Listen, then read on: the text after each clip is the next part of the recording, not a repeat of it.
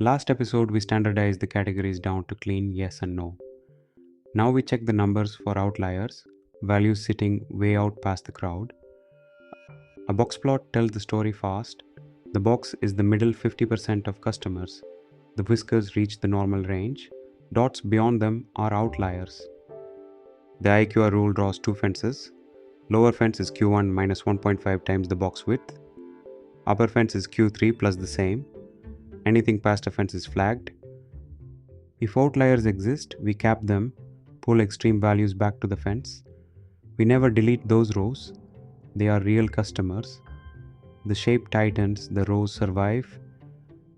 And the hygiene rule again. The fences come from train.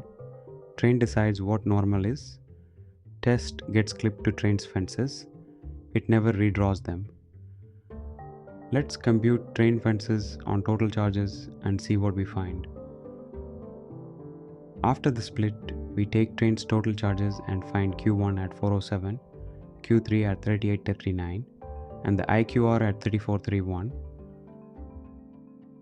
From those, we build the fences minus 4740 on the low end, 8986 on the high end.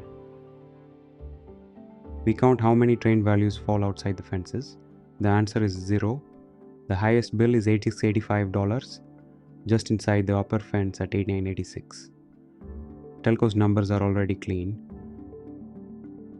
We still clip both halves to those fences. The clip changes nothing today, but the code is ready for dirtier data. That is the discipline: always check, always cap, even when the answer is 0. The figure shows the box plot with the two fences drawn as dashed lines.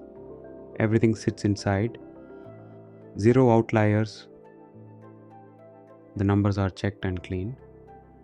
Next, we decide which columns to throw away entirely: the relevant ID and any feature that would leak the answer.